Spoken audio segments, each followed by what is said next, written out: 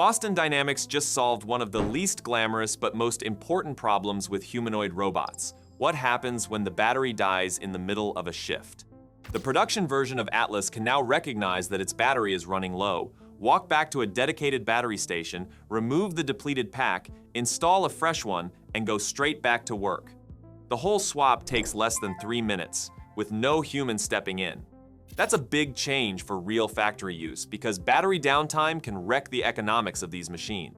Atlas gets around 4 hours of runtime during normal operation, but that drops to roughly 2 hours under heavy loads. A normal recharge takes about 90 minutes.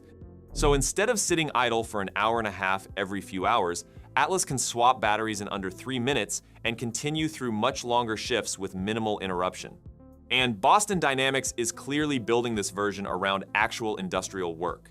Atlas stands about 6 feet 2 inches tall and weighs roughly 198 pounds or 90 kilograms. It can handle sustained loads of up to 66 pounds, around 30 kilograms, and briefly lift as much as 110 pounds or 50 kilograms. Its hands have tactile sensing, and a 360-degree camera system gives it a continuous view of its surroundings. The focus is lifting, moving objects, material handling, and adapting to changing factory environments, rather than following only fixed, pre-programmed routines. It's fully electric, AI-controlled, and the hardware has been simplified in ways that should help both training and maintenance. Atlas uses only 2 actuator types across its body, while its arms and legs have a symmetrical design. Its joints also avoid cables running across them, allowing continuous rotation while reducing wear. That simpler mechanical setup also helps simulation because engineers can model the real machine more accurately. And simulation is becoming a huge part of how Atlas learns. Boston Dynamics has been using reinforcement learning and large-scale simulation to teach heavy object handling, carrying, balancing, and whole-body coordination. The company says modern simulation systems can run the equivalent of millions of hours of robot training in a single day, and learned behaviors can then be transferred to a physical humanoid in roughly an hour. That matters because the sim-to-real gap has always been one of robotics' biggest headaches. A skill can look perfect virtually and then fail on real hardware because of friction, motor limits, timing delays, weight shifts, or tiny differences in the environment. Boston Dynamics says Atlas's simpler hardware architecture helps make the simulation more faithful, which improves the transfer. One test showed how far that has come. Atlas moved a refrigerator weighing more than 100 pounds after training with substantially lighter loads.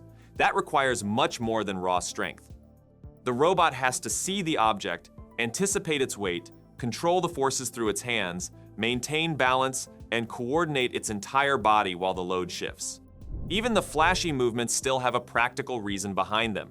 Kicks, handstands, and backflips force the control system to develop balance, recovery, agility, endurance, and whole body control. Those same abilities are useful when a robot takes a bad step while carrying something heavy or has to recover from an unexpected force. So Atlas is starting to look less like a collection of impressive demos and more like a machine designed around a complete industrial work cycle. Learn quickly, handle heavy objects, monitor its own energy, swap its own battery, and get back to work. Which brings us to how those movements are being taught, because there's a research paper behind them and it's genuinely clever. The RAI Institute, working with Boston Dynamics, built a framework called Zest, Zero-Shot Embodied Skill Transfer. The pitch is that instead of hand engineering a controller for every new skill, you feed it motion data and it figures out the rest in a single training stage before deployment. It pulls from 3 sources: high-fidelity motion capture, ordinary video shot on a single camera, and keyframe animation. Human movement from the first 2 gets converted into something a robot body can execute through kinematic retargeting, while animation lets you specify motions a human physically can't do, or that make more sense on a non-humanoid frame. And crucially, the demonstrations don't need labels telling the robot when or where to make ground contact. It works that out. The policy itself is trained entirely in simulation and transferred to hardware with 0 fine-tuning. It's a relatively simple feed-forward network that relies only on onboard proprioception once it's running, no external tracking. What it skips is the interesting bit: No state estimators, no long observation histories, no future reference windows, no contact schedules, no elaborate task-specific reward tuning. All the scaffolding that normally makes robot control pipelines a nightmare to maintain. Two mechanisms make it work. The first is adaptive sampling. Rather than training evenly across a motion sequence, Zest chops trajectories into fixed-duration segments and tracks where the robot keeps failing. Hard segments get sampled more often, while a minimum sampling probability keeps the easy stuff from being forgotten. The second is an automatic curriculum built on a virtual assistive wrench applied to the robot's base, essentially an invisible helping hand that's strongest during the hardest dynamic moments and fades out as the policy gets competent. They also did the unglamorous work of building simplified models for the closed-chain parallel linkage actuators in the ankles, knees, and waist, which cuts simulation cost while keeping the dynamics honest. Power limits, motor saturation, transmission losses, friction, all modeled, all in service of that transfer holding up. Results: about 10 hours of training per policy, roughly 7,000 iterations, on a single Nvidia L4 GPU. That's a shockingly modest compute bill. On Atlas, it produced crawling, forward rolls, cartwheels, army crawls, and breakdancing. From video alone, they got dancing, soccer kicking, and box climbing. And from animation, they had Spot, the quadruped, pull off a continuous backflip and a barrel roll. Same framework, 3 completely different body plans, including Unitree's G1. They're upfront about the limits. It's confined to flat, non-slippery ground, and it hasn't shown it can generalize to motions it's never seen in any form. Next steps they're chasing are zero and few-shot adaptation, continual learning, control via language or keyframes, and generative systems that turn a high-level command straight into executable motion. That last ambition is more or less where Nvidia's team has planted their flag with a framework called Sonic. Same underlying idea, motion tracking as the foundation for whole-body control, but scaled aggressively. One policy, trained on over 100 million motion frames drawn from about 700 hours of motion capture. The largest model runs 42 million parameters. Training consumed as many as 128 GPUs and roughly 21,000 GPU hours. And the payoff was that tracking quality and generalization kept improving as they pushed data, model size, and compute up together. Scaling laws, but for making a robot move. The architectural piece worth understanding is the universal token space.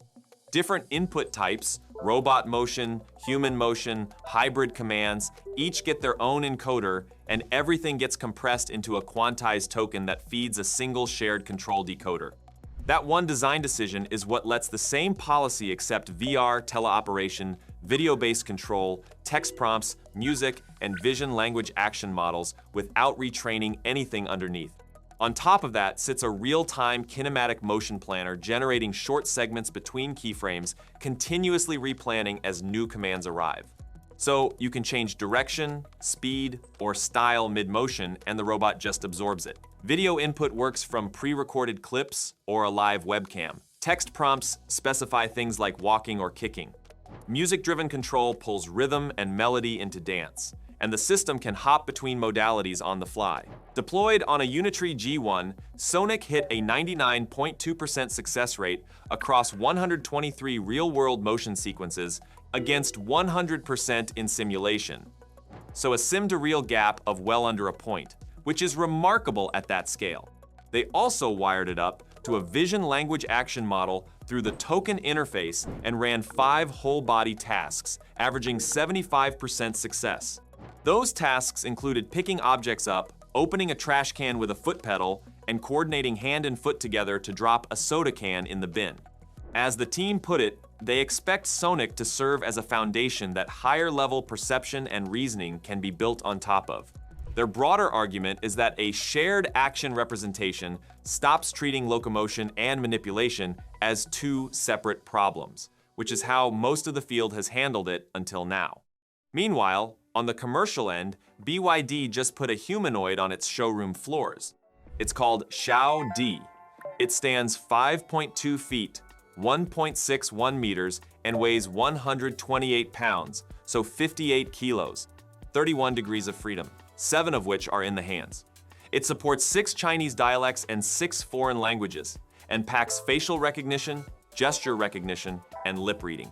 It's launching at BYD's D-Space Experience Centers starting in Zhengzhou, then Shenzhen and Shanghai, with a plan to put 2 or 3 robots in every BYD store.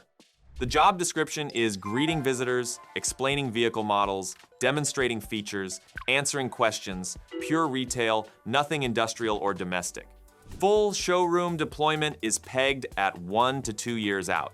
The timing isn't accidental. BYD is coming off a 4th consecutive month of declining domestic car sales.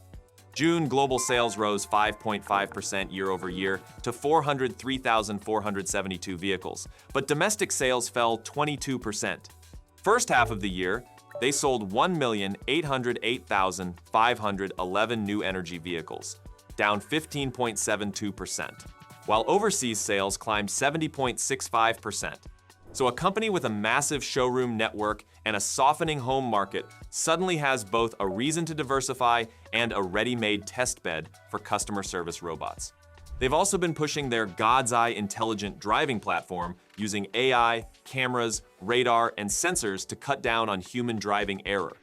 XPeng's playing the same game from a different angle, scaling its iron humanoid past 1,000 units a month by the end of 2026, deploying them as showroom sales assistants in China in Q1 2027, then overseas later that year. All of which lands against a policy backdrop that's tightening fast.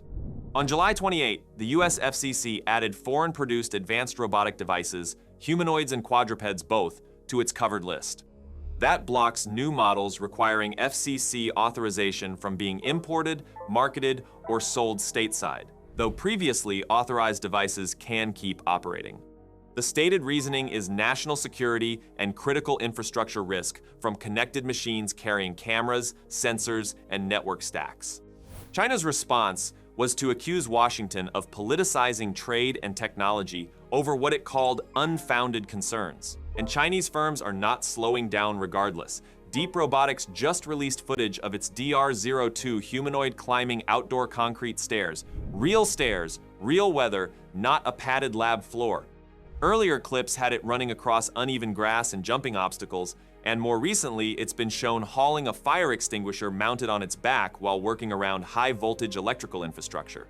The DR02 is 175 centimeters, so 5'9", and weighs 143 pounds, 65 kilos with the battery. Arms are 68 centimeters, and it has 31 degrees of freedom split as 6 per leg, 7 per arm, and 3 at the waist, with dexterous hands as an option. Normal walking speed is 1.5 meters per second, about 3.4 miles an hour, with a lab-tested max of 4 meters per second, or 8.9 miles per hour. It'll continuously climb steps up to 25 centimeters and handle 20-degree slopes, with a dual-arm payload of 22 pounds.